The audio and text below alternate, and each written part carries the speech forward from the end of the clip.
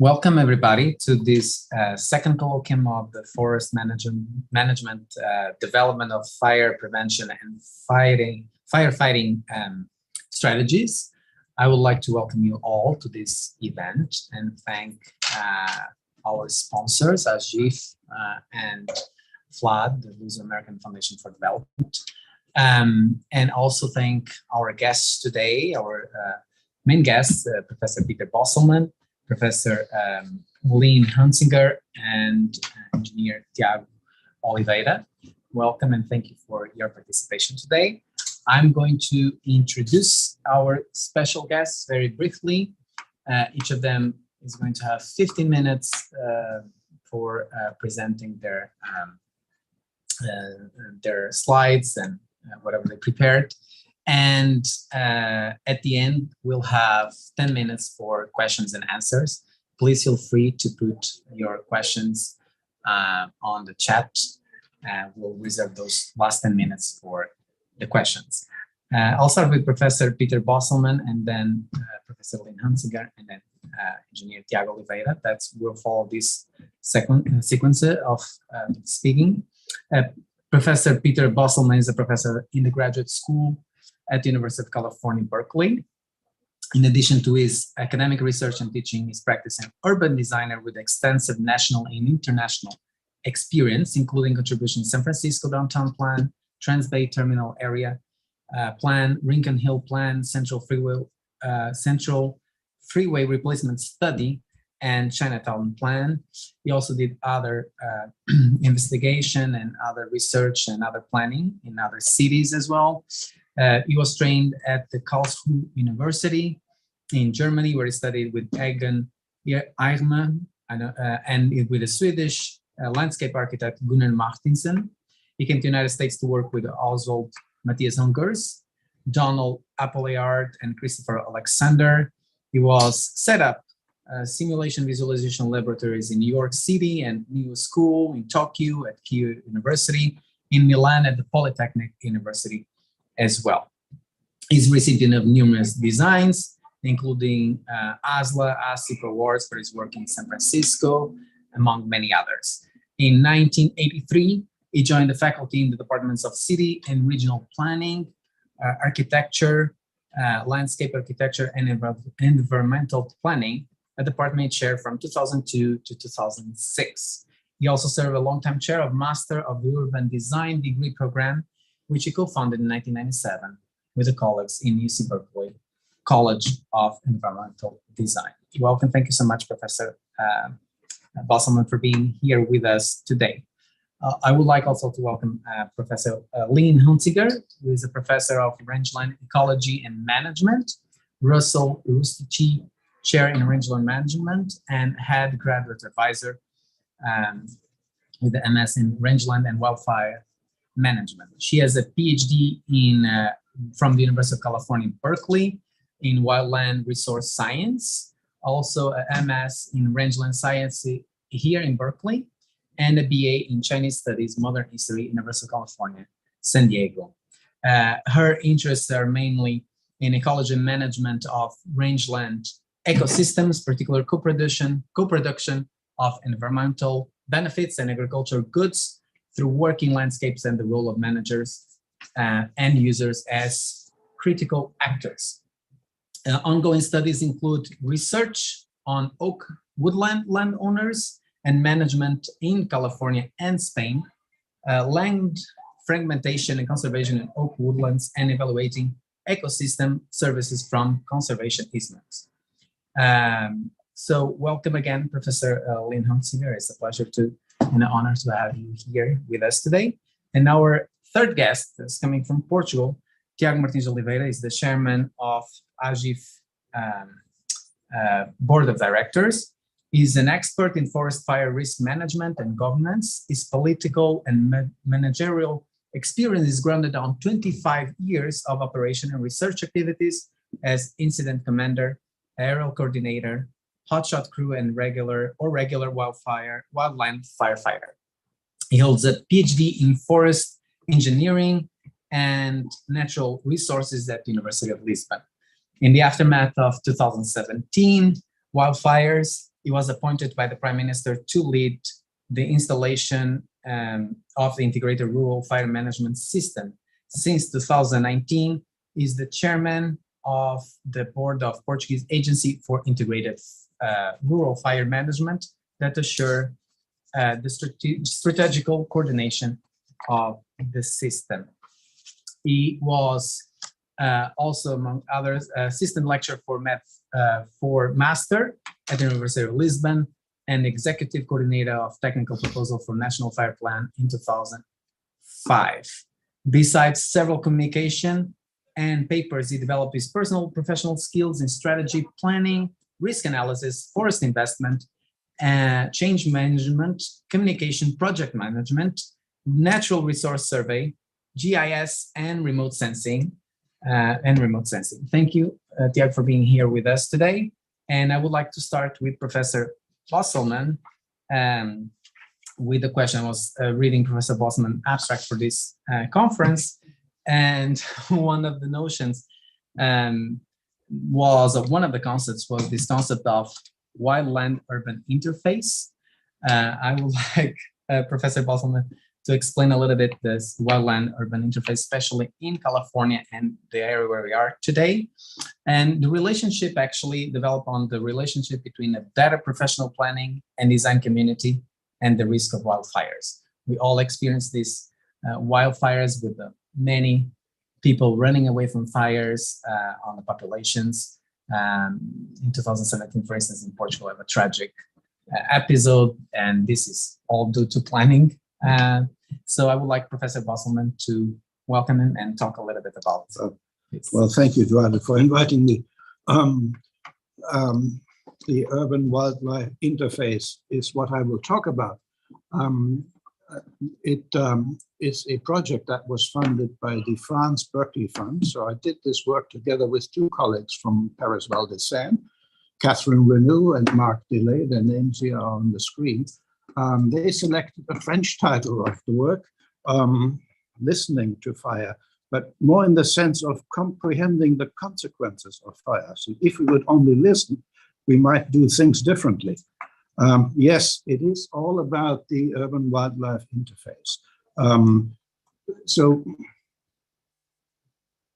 we produced an exhibit that is intended to travel to areas at risk, where urban development has been built in areas that are now threatened by fires.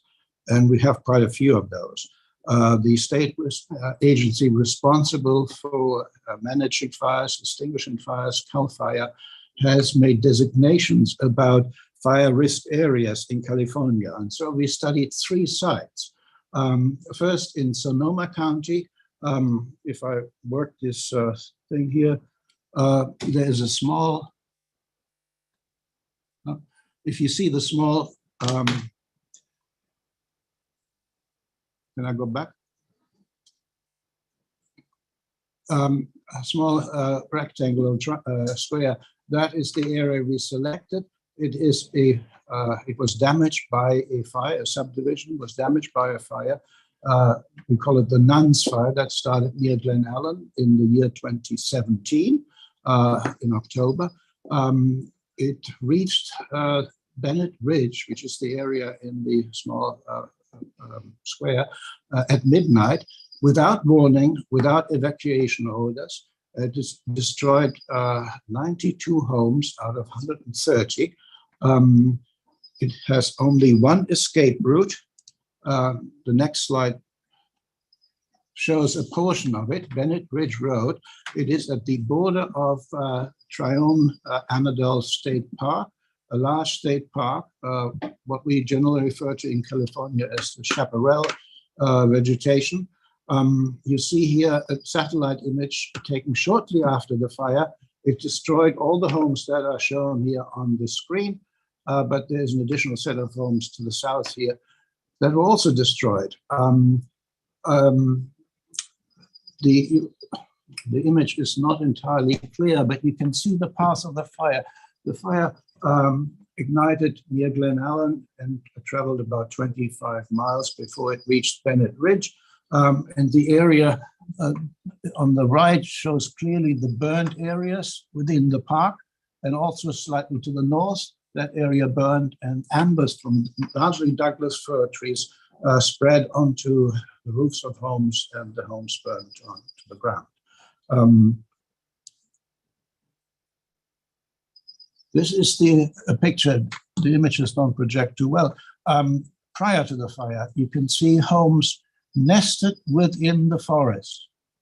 Yeah, and the developer who built this site parceled it off into 2-acre sites and requested that homes be set back from each of the roads by 60 feet.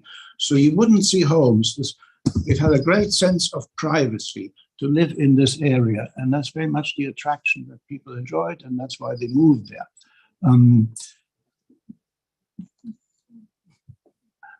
This is a tracing of the ruins. There's a scale down below on the right-hand side. This is all that was left after the fire.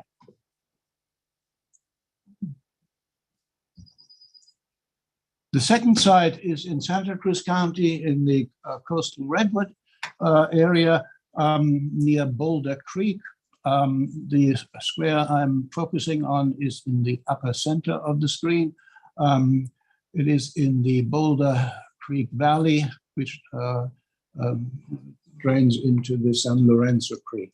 The fire there, the first fire on the first site was started by a fallen power line. The second fire here in 2020, August of 2020, started by lightning. The area we selected includes a area that used to be an area there where logging activity took place, and that faded out in the 1960s. And this entire neighborhood burned with the exception of 2 homes. So there are 19 homes that were destroyed by the fire. This is the destruction, the amount of destruction. On the left-hand side, you see the 2 homes that survived. They are on a high outcrop. It is largely the landform that is responsible for saving them from the fire. The third site did not burn, but the fire, this is in Alameda County, the same fire that destroyed homes in the Santa Cruz Mountains in August of 2020 also burned here in the eastern part of Alameda County, but it did not reach Killcare Road, which is near Sonoma on a ridge which is classified as a high-risk severity zone. So these are designations that CAL FIRE did in 2007, and they are under state mandate to update their designations this year by 2020. Killcare Road is again located in a valley. The ridgeline is grassland, and I on purpose selected sites with different vegetative colors. So we have redwood forest, chaparral, and grassland. If there were a fire, luckily there wasn't, igniting on the grassland, it would be driven down by easterly winds into the valley, and it would destroy homes, would make the escape very quite dangerous, if indeed possible. All 3 sites are on single access roads. So as an urban planner, urban designer, there is a responsibility to think creatively about rebuilding in areas like that and what to do in areas that are equally at risk but that haven't burned so far. This is a serious concern. The landform is a major variable. Bennett Ridge here in Sonoma County, you see the entire area.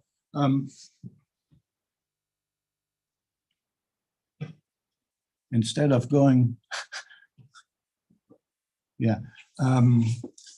you see that single access road lining up towards the state park and branching into several roads, finally ending at the park boundary, which is the green line. That is Bennett Ridge. Landform is important. The ravines that you see here within the park and just to the west of the park there are creeks that dry up in June. There's ample vegetation that grows during the winter, ready to burn. So there's plenty of fuel. And in this case, the embers flew over onto the roofs of the adjacent neighborhood. This is Fallen Leaf Drive in the Santa Cruz County. The subdivisions is there between the acute bends in the road and the fork. That is Fallen Leaf Drive. And the third site that didn't burn here on the edge of the Sonoma Ridge State Park, Pleasanton, on the Pleasanton Ridge Park. Pleasanton is shown there on the right-hand side. Back to Bennett Ridge. This is the edge of the state park. This stand of relatively young Douglas fir trees caused embers to spread across. We're standing on a property that where the first home stood that was burned by that fire 4.5 years ago.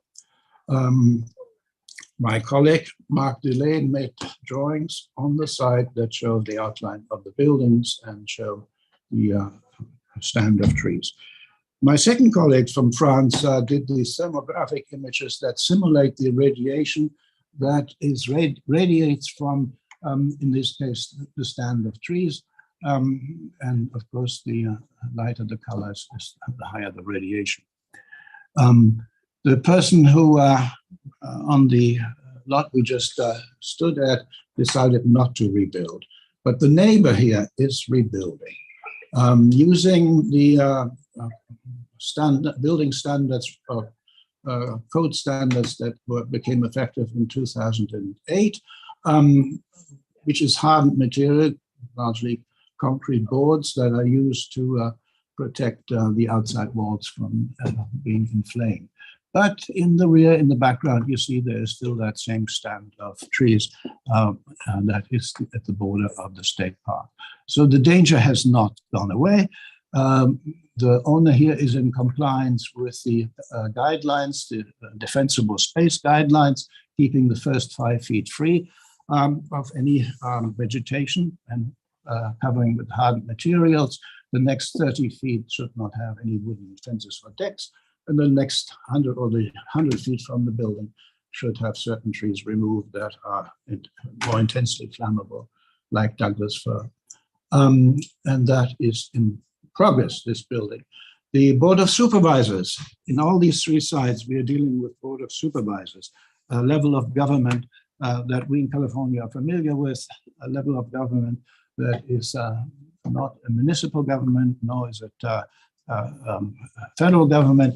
It is the state responsibility here to manage fires. But 31% of California's land area are under the jurisdiction of such a government institution or institutions, the counties in California. Here, the Board of Supervisors unanimously approved the rebuilding and encouraged the staff to expedite the process, making it as easy as possible.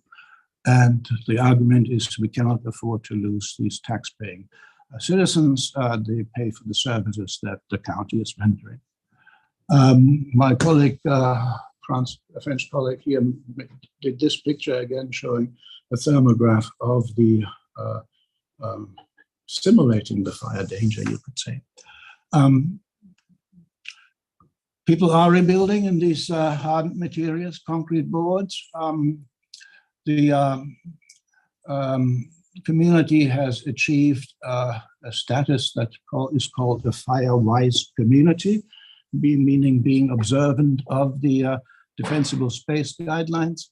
It also received major grants from PG&E, who was found guilty of starting the fire, to remove the tree canopy above the roads to make the escape safer.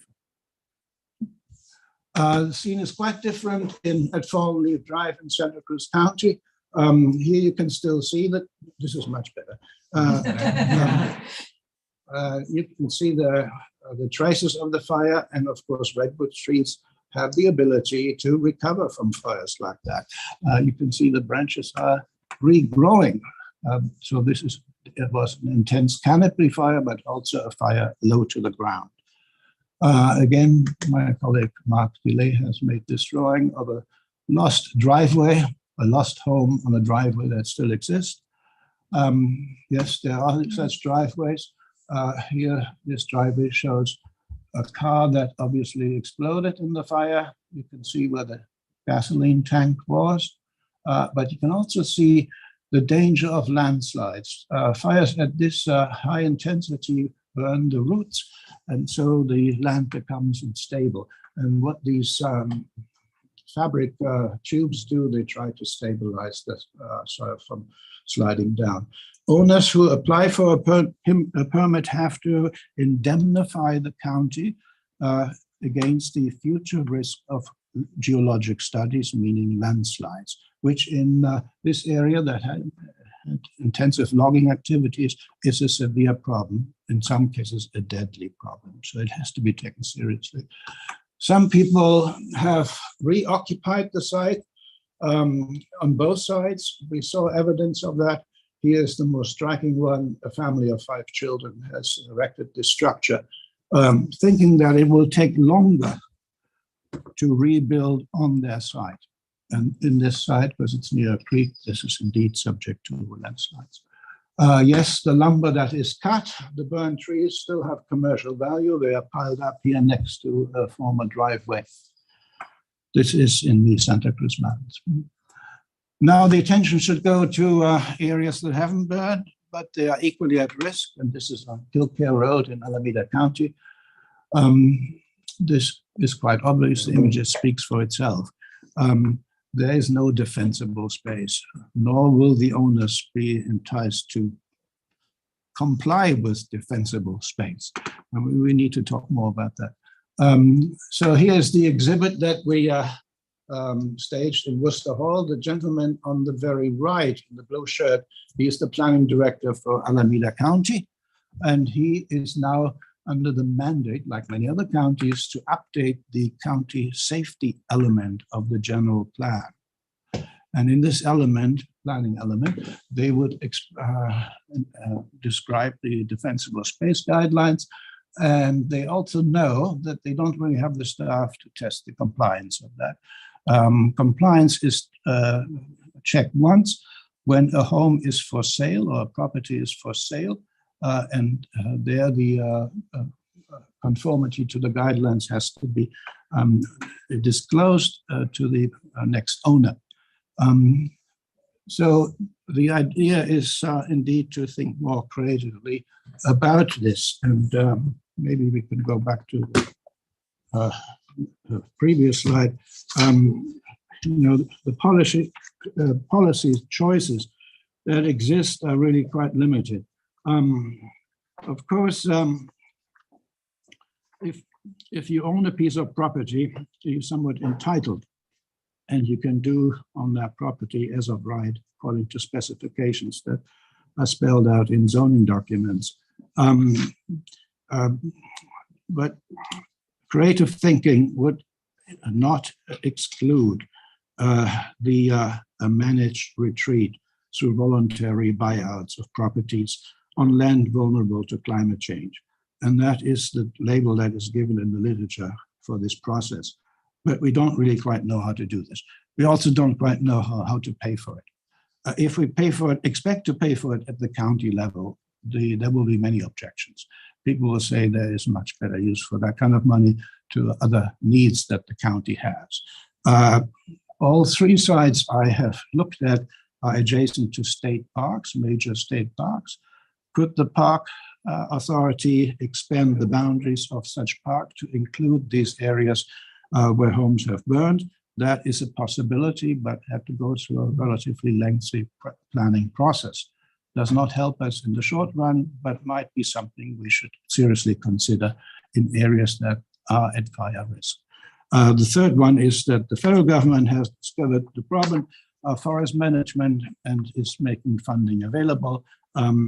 But again, that is a possibility, and maybe it will be followed if indeed we continue to experience these kinds of fires that we have experienced so far, and maybe more.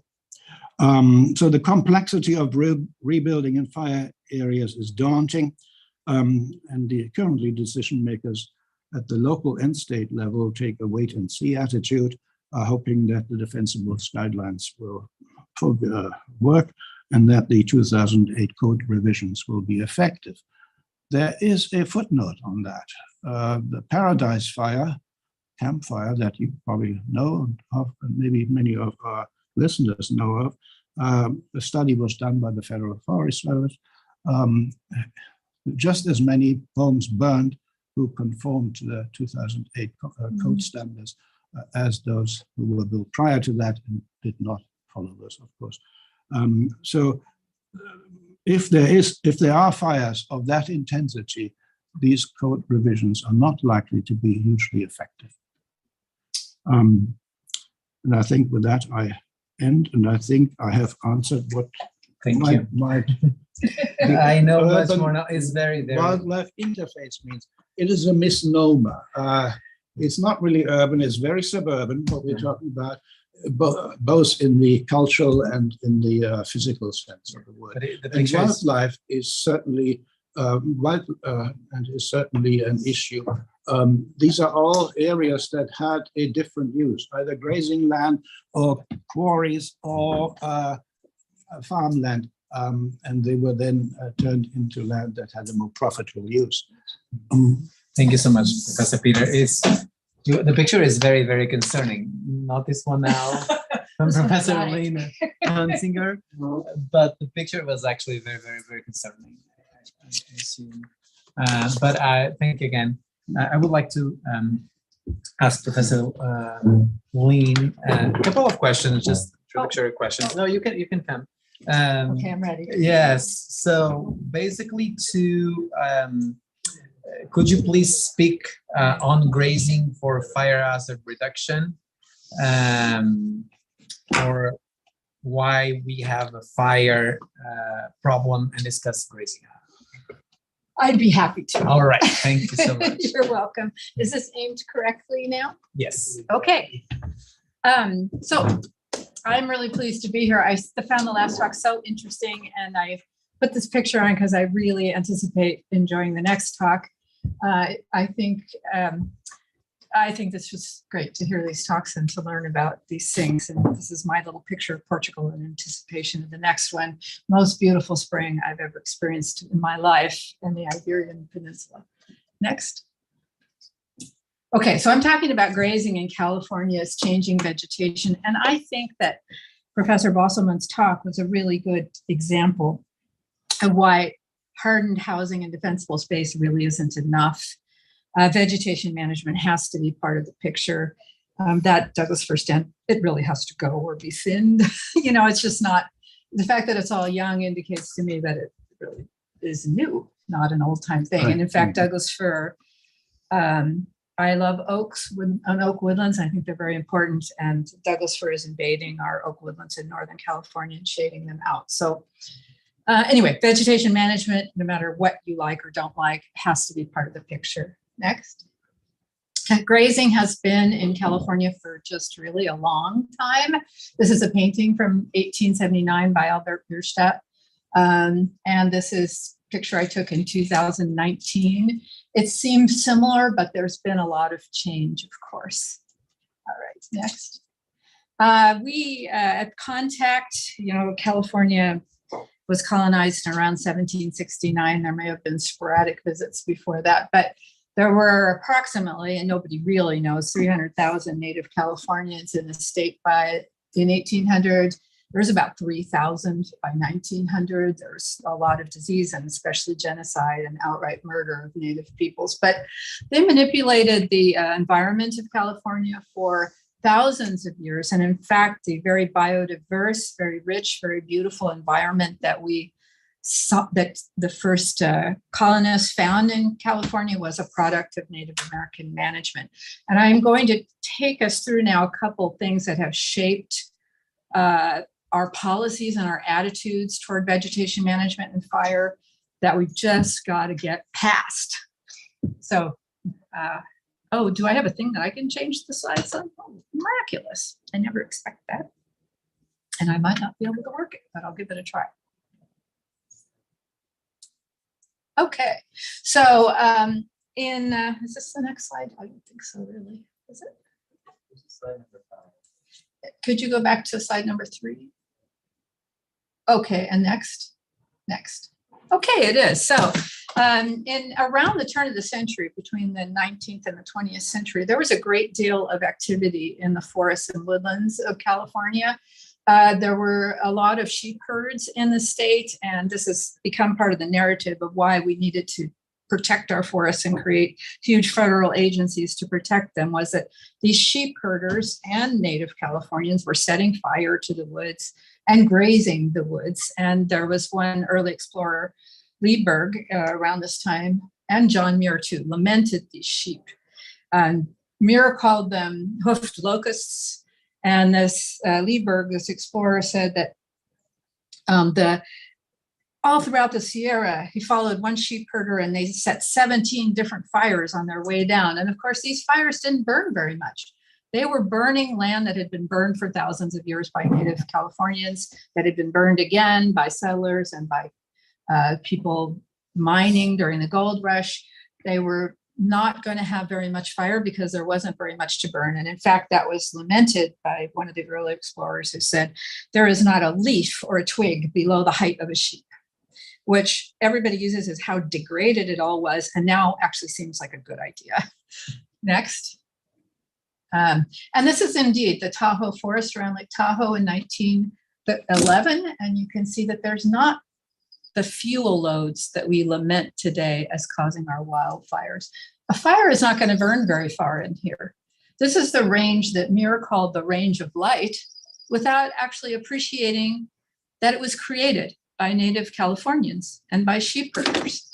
Muir was quite a good geologist, but he kind of missed a few ecological things because he was so overwhelmingly oriented toward nature as a pristine wilderness.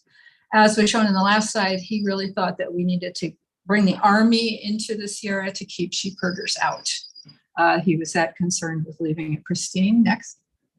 And in fact, a couple of quotes from Muir: the axe and wholesale vandalism and fire have long threatened the forests of the country with utter destruction. And nature sends down fire from heaven every year in the form of lightning, making the care of man ever more important to keep the wilderness as is wilderness. Wilderness actually, though, is an erasure. It's an erasure of native Californians, and it's an erasure of people who were raising livestock. It just assumes that this is a pristine environment when in fact it was anything but. Muir, of course, had a big role in the establishment of the National Park Service with his idea that we needed to preserve vignettes of wilderness. There was actually an NSF program in the 20th century to give grants to people who were going to figure out how to stop lightning. Next. You know, there's a big thing in the middle of the slide there. Is that okay? Oh, that white. Okay, never mind.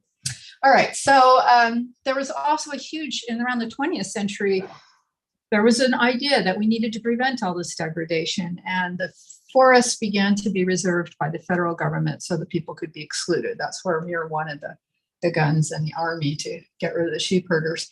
But that in 1907, the Forest Service was established in the Sierra. It's about, I don't know, 20 million acres, I think, in California, but imported Jeff Gifford Pinchot, the first chief of the Forest Service, got his training in silvicultural school in Germany and France, where in that time, you know, there was still very much a huge attitude, and I think it still affects forestry in Europe, that trees are extremely important military and economic good. I mean, it took 2,000 two-ton oaks to make a British warship. So trees were really important militarily during the time when battles at sea were big. And so this Forest Service was established with people wearing paramilitary uniforms, which they hate to wear now, but they still do wear for formal occasions. They're policing the forest. They're keeping people out, grazers and everybody else. They tried to get rid of grazing for a few years. That put a lot of local communities in trouble, so they reintroduced it. And for the first 50 years of the Forest Service existence, their grazing fees were greater than their timber fees. But still, because we have a lot of trees in this country, really, really a lot, and we've never been short. But the idea was we will have a timber famine if we don't do something. Next. During the 20th century, even Uncle Sam was brought in to defend the forests. I know of people who got ranchers, families who got letters from the forest supervisors saying, you're burning all the time. Because they really like to set fires to keep the brush out and keep the grassland open, and they still do. And they were told this is unpatriotic because people belonged on the front, not fighting their dumb fires. Next. And this is what we have today, just a mess, right? And you can compare it to 1911. This is what's everywhere. If you drive across the Sierra now to Nevada, that's what it is. But we have yet another vegetation problem besides the human attitudes problems, besides the fact that we're a Mediterranean climate and things grow really well here. We also have a lot of grasses that came with the settlers, Spanish on, and still are arriving today, that are from the Mediterranean regions, largely of the world. And they evolved, a lot of them in the Fertile Crescent. I'd say a lot of them are still part of the Portuguese landscape and always will be, because they are highly competitive. They were pre-adapted and are still the toughest things you've ever seen. They can survive the drought because they die in the summer and turn into seed, no problem. And they respond really well to rainfall whenever it comes. They're very flexible. And our native species are smaller. Our annual species and our flowers are smaller than they can be. Like, I just picked one that was this tall. I've seen them 6 feet tall when there's a lot of rain in a good site. They choke the natives right out, and they're impossible to get rid of, frankly, although we try in some places with lots of herbicides and stuff. But nonetheless, they're here. They're widespread all over California. And because they dry out so well, and because they produce so much biomass, they are very big, a big part of fire starts in California. So we have this too. So we have a novel ecosystem. Next. And it's still changing. A study from 2019 showed that these annual grasses can triple the fire frequency in California where they grow. So big, big deal. Next. And I like to look at this, use this example, even though it seems completely irrelevant, but this is a reef, a tropical reef with its full complement of herbivores. And you can see it's very biodiverse, beautiful, both in fish and plants. And when the fish get fished out, which they do sometimes, it looks more like this. Yes. And that's what California is like today, if you ask me, at the herbaceous layer, completely choked by these non-native grasses. So what do we do about all of this? In 2020, as almost everybody knows, the fires were out of control and completely ridiculous. I hate to say ridiculous in California, but very serious. And you mentioned the campfire. Many people died in the campfire because so badly planned, no way to get out. A lot of them were elderly and couldn't get out, a real shame. But these fires, when I made this graph, I was shocked at how big that line is. It's really huge and unprecedented. And I like this picture because if you look, where are they? Where are these guys staging? Firefighters have to stage to fight a fire. They're in a grazed pasture. And when you talk to firefighters, they'll tell you, we like to make a stand where it's grazed.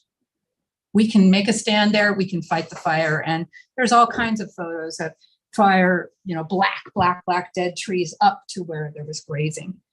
Grazing removes fuel. The question is, what is the fuel, and will it be palatable to grazing animals? That's the only question. So knowing that, what do we do? Well, we have several things going on in California. One is cultural burning. Native Californians are getting more opportunities to burn. This is a grass called bear grass used for basketry. This is up in the Klamath. Cultural burning emphasizes making big trees, keeping out small trees generally, creating a well-spaced forest so understory things that are used in native life can be grown. They can't eat trees. Trees are not a subsistence item except for acorns from oaks. So clearing forests and keeping them clear was a very common practice. We have fire frequencies. Well, I worked on an Native American reservation one time, and they told me when we come down from the woods in the fall, my grandfather told me we always set fires, just like the sheep herder. Just set things on fire, and because it's relatively open, not much. They didn't go very far. Now you would have it's like a bomb. We do prescribed burning too, and the state does a lot, but that has gone down so much. Just starting to get it back up again because frankly, the state doesn't like things that it can't control very well. And they just don't like doing stuff that can bring all kinds of controversy and so on and so forth. So prescribed burning by both the Forest Service and the state has not been done nearly enough. And ranchers, grazers love to burn, as I mentioned before, and they have forever created prescribed burn associations, but they have to get permits from the state. And that's been very hard. There's a nice video in YouTube about, well, this is just like an old-fashioned barn raising. We all get together and we burn each other's property and clear it. They have to follow all kinds of rules, do prescriptions that meet the requirements of the state, get a permit, have a trained burn boss. But one good thing that's happened is it's getting easier to do that because terms of state regulations. Next. And we know grazing can suppress some shrubs. It depends on the kinds of shrubs. This is a native invasive shrub out here in Briones Regional Park where they do grazing for fire hazard management all the time. Some shrubs are not palatable, but even then, I mean, that's not particularly palatable, coyote brush, but when it's little and mixed with the grass, animals will eat it. Next, very easily. In the conifer forest, I did my dissertation on grazing in the conifer forest, and I found it could be effective in reducing shrubs that are palatable and really small during the very smallest stage. Unfortunately, because in forestry, it really is a belief that you can't put animals back on the forest right after a burn. You have to wait. And by the time you waited 3 years, the shrubs are really big, like this size. This is 2 years after a harvest. You can still make them smaller, less flammable. Next. And now we have a lot of goat. We have a whole business empire of small goat herds. Actually, there's one Goats R Us out here that has like 12,000 goats and grazes places. And we're seeing that right on campus in Berkeley Hills. But these people have to charge because goats are not a commercial species necessarily in California. And people have to stay with them all the time because they will get eaten by all kinds of things. Cows, you just let run around because they're pretty safe, but goats, no. So it costs about $2,500 per hectare, but is still cost effective for some places because there's no other way to clear that's any cheaper. Now on a lot of our oak woodlands and grasslands, ranchers pay $20 to $25 per cow per month to graze. So they actually pay and they reduce the fuels quite a bit. Some parks, because grazing is so controversial, call them not grazing leases, but excess vegetation disposal permits. This is a regional park, and it's protecting that subdivision from this huge source of fuel. Next. And some former students did this paper. They're all in cooperative extension now. And they showed that the 1.8 million cows in California grazed, consumed about 12 billion pounds. I'm sorry, that's in pounds. 5.3 billion kilograms of fuel by removing it just by grazing. And this is not done for fire hazard. It's incidental.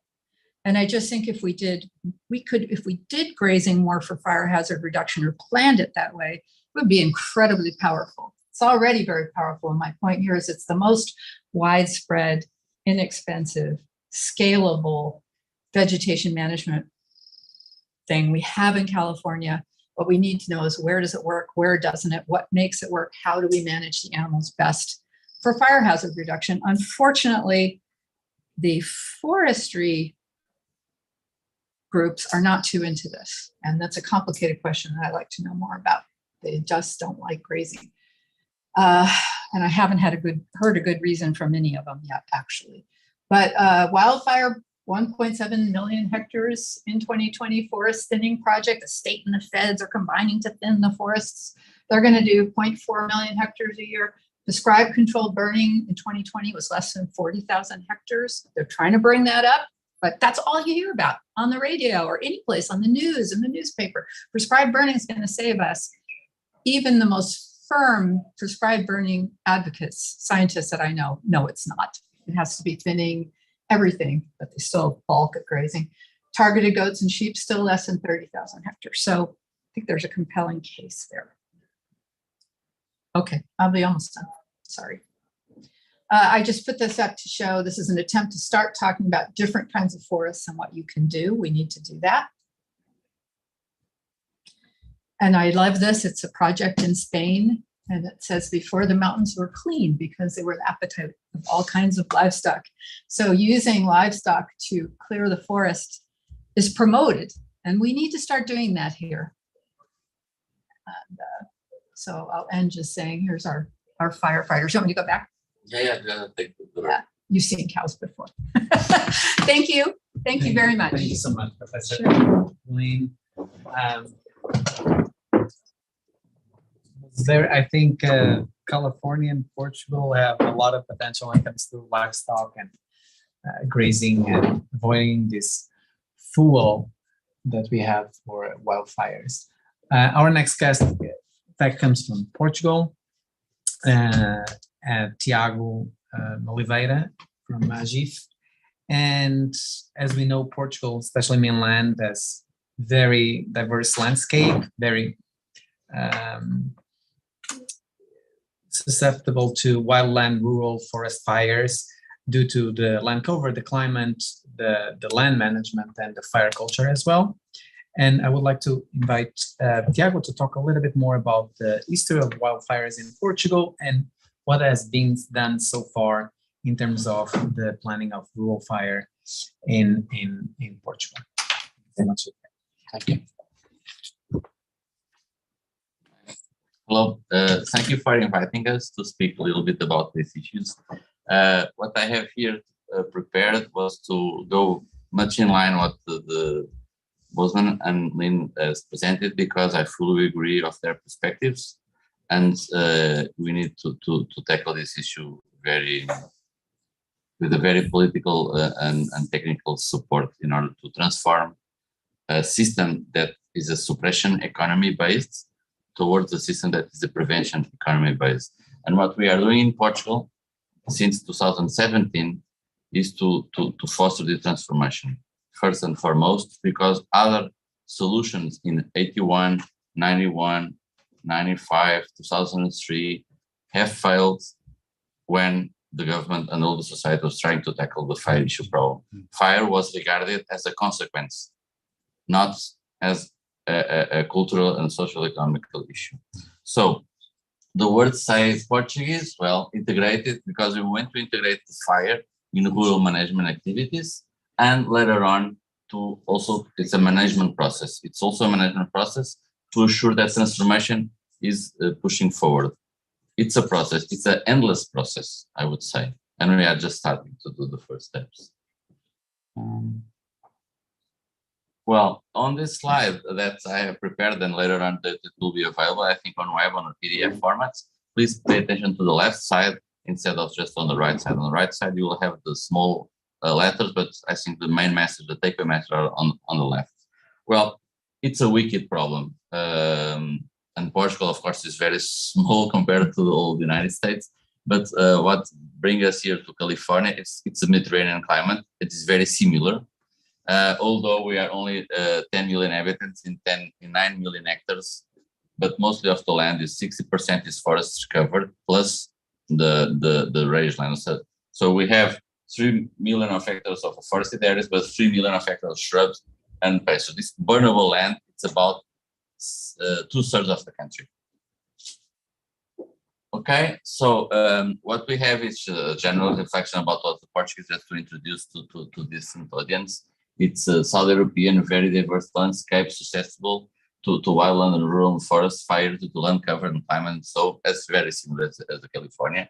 But I think what I like to stress is that it's high primary productivity due to this Atlantic facade and Mediterranean climate, and the expected ahead fires will increase, of course. So there is no, in our perspective, how I'm going to argue here is there is no way out besides extensive, frequently and in an obsessive manner to remove the full load ahead of the fire.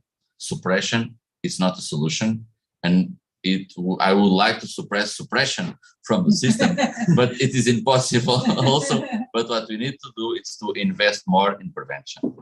So This is not San Francisco, this is Lisbon. We also have this type of bridges. But what it means, it's also meant to say we need to build bridges between different perspectives or different visions in order to get people in the same boat, rowing in the same direction, okay? So some photos of Portuguese types of landscape I will keep forward. This is a type of urban forestry that we have in Lisbon. It was planted 8 years ago, and now it's packed of trees, and we do fear about this forest because lack of forest management and lack of full removal is in there. A fire will start and can have a problem. I think, yes. For types of forest, you will see different types of forest biotas, but then you will see most of it. You don't have. There is a lot of vegetation underneath, including shrubs.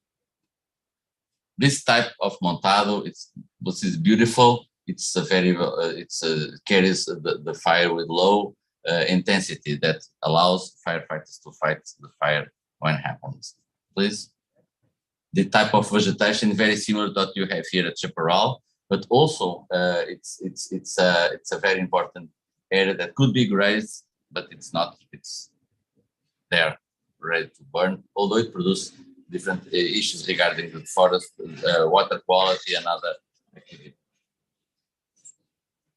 A different type of landscape.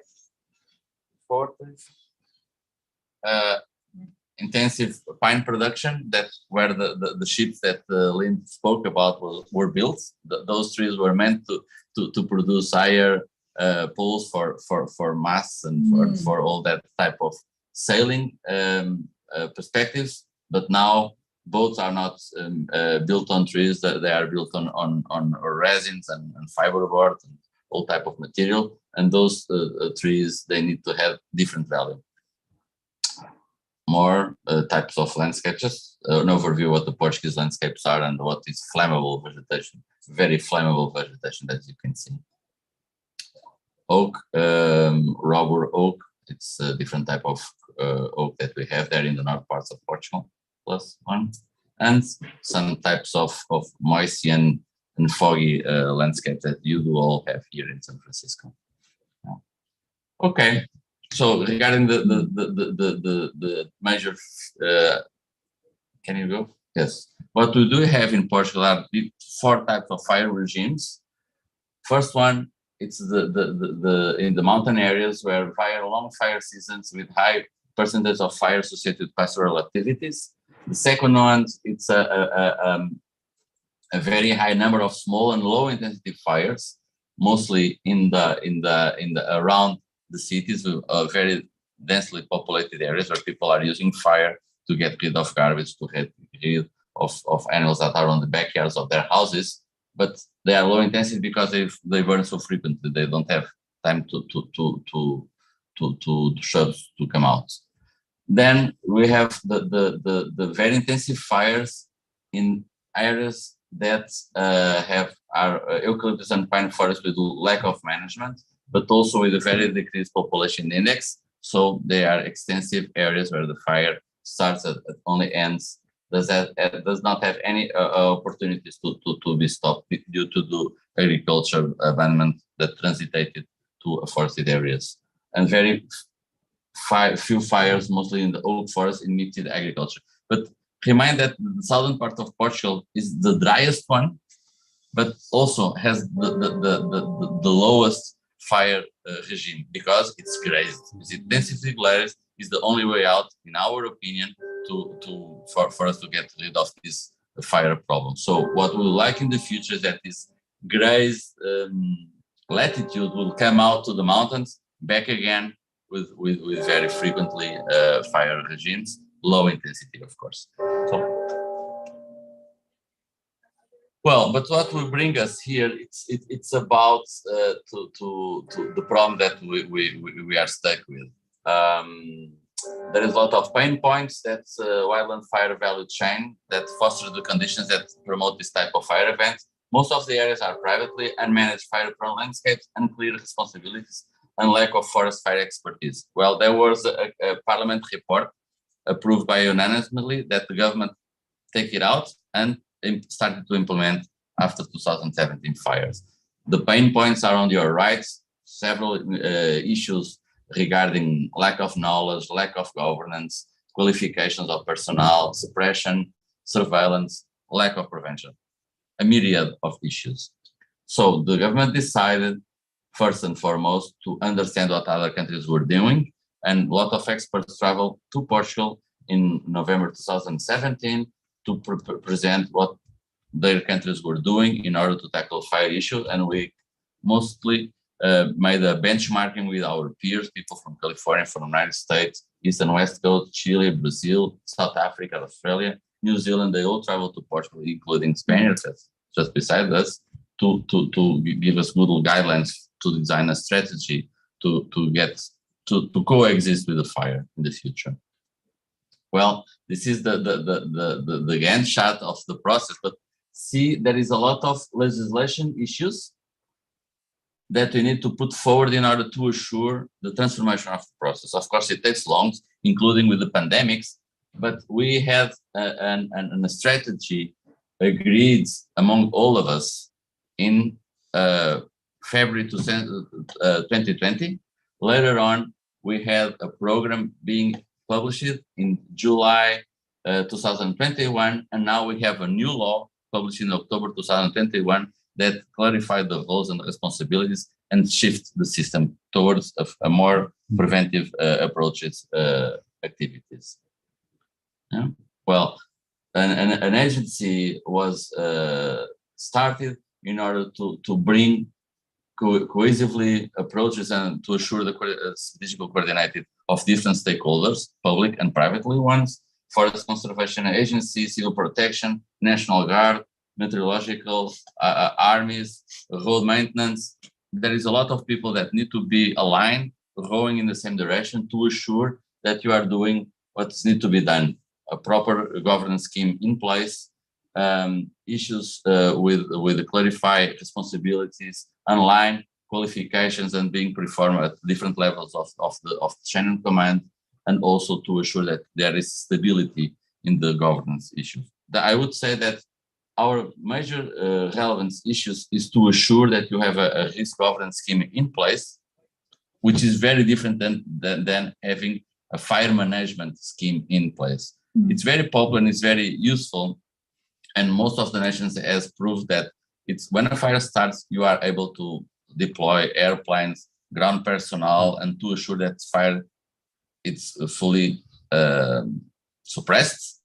And later on, a new fire starts, and again, airplanes, all the system goes. But how can you assure these cross-cutting policies issues? How can you promote and foster the grazing under the trees that you know that is the solution? How can you manage all the solutions? And we know there is no single solution, and there is no technical fix for this problem. So it's a social, economical ecosystem issue that need to be tackled with cross-sectoral policies that need to be very aligned. So most of these entities, they look on the silos perspectives. They used to work like this, but now we are pushing them to work a more cohesive and collaborative approach. Yeah. So after 2017, we benchmarked with the peers. We stopped the bleeding. Okay, the heading of this slide is fixing the airplane while flying it, because we need. We had a 2018 fire season coming after that tragedy of 2017. So we stopped the bleeding, we fixed the critical issues, and we defined critical strategical goals, protecting people. Well, remember that 2017, we lost 120 persons due to fires. So it was really important not to have another life lost in the fire of that season and coming season. So we reduced also the mandatory ruling to make houses more defensible. Then we empower people in order to have the proper system reinforced and put the system running while we were building up and discussing establishing a long-term strategy. So we're doing the both things at the same time, please. Okay, we avoided the firefighting trap. Of course, there are always demand for more airplanes, more fire engines, more suppression resources. But we said, okay, we had enough. We need to invest more in prevention. So we clarified the different activities. One thing is different: is to protect people and defend them from incoming fires. Another one is to do and promote forest and fire management integrated with dry firefighting. Two problems, two different solutions, but they need to cooperate and need to be integrated. Well, so far, how we are. We have reduced the number of fires because we had 20,000 fires per season. Now we are about 8,000. We duplicate investment. We have embedded more knowledge in support operation decision making, and we have a national rural fire strategy. All people agreed, and now we have this cohesive program for them in scope that has more than 97 projects where people are being monitoring and people are trying to perform the best that they can with the budget that was agreed around 7 billion euros for the coming 10 years. Well, but I think what is critical in our approach, and I think what we are trying to bring to this wildfire community, is that we need to come out in a virtuous circle instead of just implementing the suppression resources. We value, and the money need to be on the value in rural areas. Goods and services being produced in the rural areas need to be better paid for the owner in order to the owner to receive more money for this income expectation happen again. He produces sheep or goats, it produces milk or cheese, whatever, but that product or service need to be better paid. If it is better paid, then you will have people on the rural areas manage goats and sheep. Then you will have also forestry activities being implemented, and timber will have different values. Then later on, you will promote active management of rural areas. If you do that, people are more aware to have preventive measures that will change the fire behavior, and they will be more aware on not using fire so carelessly, and will reduce the number of fires. If you reduce the number of fires, you have a more effective risk management. You'll have more resources per fire, and again, and you have less fire. You'll reduce the number of hectares per event. If you reduce the number of hectares per event, you reduce the fire risk perception. Then you'll reinvest again, throwing more money on the value in rural areas. And this is inverting the vicious circle to a virtuous one. Of course, we need to have this deliberative approach of the politicians at a different level need to support and agree on this perspective. And that perspective need to have a technical background at the different levels, national, regional, and sub-regional. So we have a multi-level policy-centric governance scheme for planning, for budgeting, and for monitoring. Top-down, bottom-up, but they met together in the middle in order to assure that we are doing what is being meant to be done. Of course, some examples of the things that we have not innovated, but the things that we put forward. We call it Portugal calls. It's you can act for your country. So because chama, it's flame in English, so it's a tricky soundbite. Portugal calls for you for all. So you have to try to change the belief that most of people think that most of the fires come out from arsonists, and they aren't. Most are bonfires that escapes. Then we built up this place that goes to small villages in order to engage rural communities to have a different perspective on the fires. Most of the companies are supporting this initiative on putting different messages, the sign on the roads, and then Raposa calls, it's Fox calls for kids from 5 to 12 years old to educate, because we didn't have a national campaign as you do have here in the United States as a smoky bear. So we started a new one, not to avoid the future fires, but to have a better understanding for the benefits of having forests and rangelands well managed, but also to adopt a better practice on using the fire. Remember, we are trying to integrate fire regimes in rural. Of course, we are supporting a lot of farmers in doing the better use of the fire. more than 4 persons are killed when starting their own fires per year in Portugal. Okay, so we need to reduce this value. Of course, we have these fire resources, airplanes, and all these pumping machines and out there, and they are ready to fight fire aggressively. But what is critical is the need to cooperate among different agencies and to keep the dialogue and to ensure that we are pushing for a common vision. Of course, we are promoting a lot of prescribed burning, but the prescribed burning window is very narrow. That's why it is important to, please, promote the grazing. It's the only way out, in my perspective, due to the mechanical, to the biological. We need to put more north the latitude of the grazing activity in Portugal in order to have those goats, those cows, those sheep more grazing. Not only to maintain the fire breaks, but also to implement mosaics where you really reduce the fuel load inside the forests.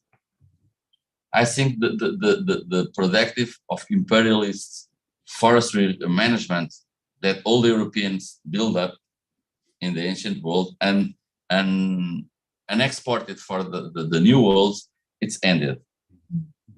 There is no way out. We need to integrate range and forestry activities, and the cows and goats, they will do a good work removing the shrubs, putting the grazers and the browsers together in order to reduce the flammable fuels that we have. Well, we also build up a science between universities and private companies. So it's because they are always scattered with their innovative projects, but we're trying to have them putting science that matters to the activities. It's also good for partnerships to work with them because it's for universities and private companies trying to focus on managing technical solutions for a problem. But remind you that this is a complex issue. There is no technical fix. It's a social, economical approach that will drive the future. Some statistics regarding the amount of resources that we are putting out, the engines, but also I will try to stress the difference in budgets. We were spending 143 million euros in 2017, 20% in prevention. Now we double that investment, but most of the money, we double also the investment in prevention. It's nowadays, it's represent 46%. So it's being for full treatments, and it's being out there for education also. We started to work in 2017 and we reduced the number of fires by half. The type of fires also has changed. The use of fire, the fire that was started due to the bad use of fire has reduced it a lot, most than half. The arsonist also has reduced, but we are still problems with power lines and accidents out there that in critical days they start fire. We need to have the power utilities better aligned with the solution, not for them to become a problem, please. Then we keep track on national goals, and so far so good, but we do know that we need to work harder on the preventive activities. And again, I would like to stress that we are the country that will hold the 8th International Wildland Fire Conference in May 2023 in Oporto. So all of you are, of course, very welcome to come to Portugal and to participate in this effort that we are putting forward. And the scientific base that we, of course, agree to have presented to you.